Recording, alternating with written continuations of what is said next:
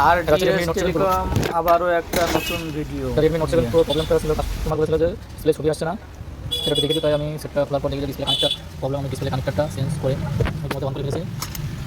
Display কানেক্টারটা আমি দেখাচ্ছি, এই হচ্ছে সেটা ডিসপ্লে কানেক্টার ছিল একটা, কানেক্টারটা পুড়ে গেছিল, হয়তো জলে পড়েছিল, জলে পড়ার পর সেটা চার্জ দেওয়ার পর প্রবলেম হয়েছিল। এটা হচ্ছে একটা রানিং হয়েছে। কি অবস্থা, লাইন মোটামুটি 4-5টা লাইন হয়েছে, তার মধ্যে একটা লাইন জাম্পার করে আমি কিনে গেছি। এই জাম্পারের ওয়ার একটা লাইন মিস ছিল, সেটা আমি জাম্পার করে আমি ভিডিওটা আগে থেকে করতে পারিনি। নতুন কানেক্টার আমি দেখাচ্ছি, এই নতুন কানেক্টার নিয়েছিলাম, এর মধ্যে একটা লাইন মিস্টেক ছিল, সেটাও আমি দেখাবো ভিডিওর মাধ্যমে।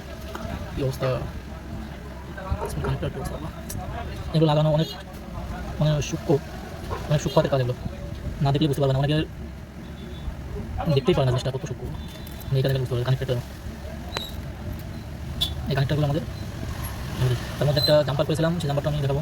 এই ওয়ারটা জাম্পার করেছিলাম, স্ক্রিনে ছোটো আরেকবার দেখাই।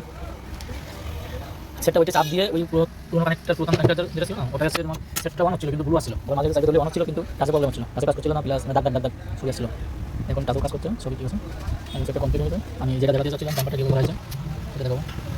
এই ব্যাটারি লাইনটা ডিসকাউন্ট করে, এটা আমি ডিসকাউন্ট করে দেখাই, দিতে পারবেন হয়তো আমাকে, তখন দেখার চেষ্টা করছি।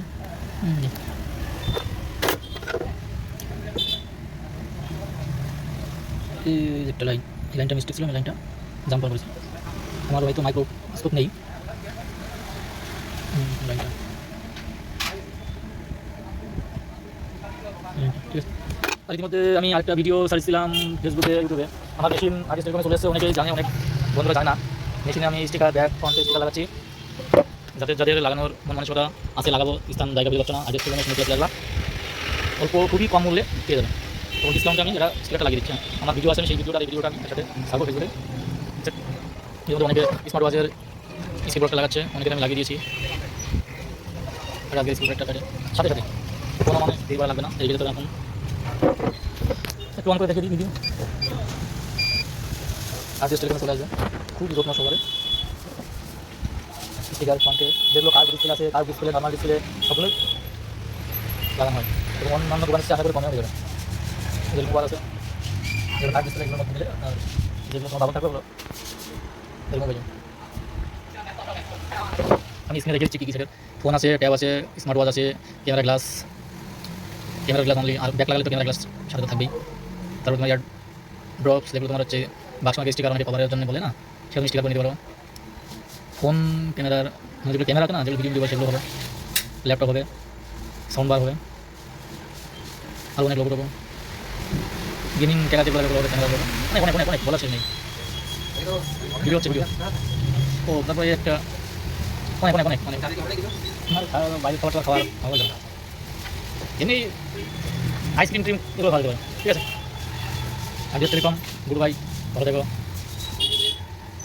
সবার শরীরের দিকে একটু যত্ন নেবে, বুঝতে তো পারছো আমাদের দেশের কী অবস্থা।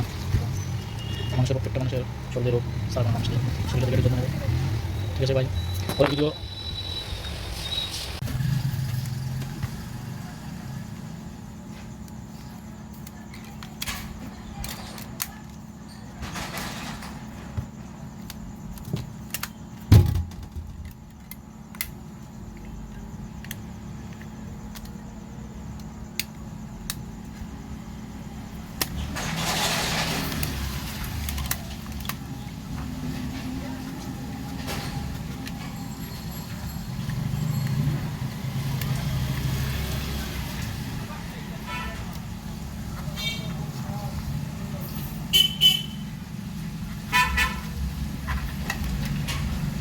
কমপ্লিট,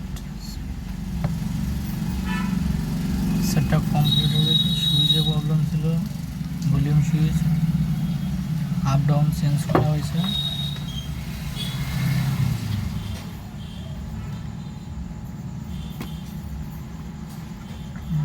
চার্জ নিচ্ছে, ঠিক আছে, 2% নিচ্ছে, ঠিক আছে।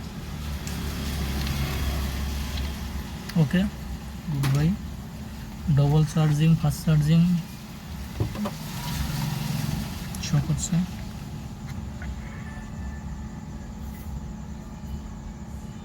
ঠিক আছে।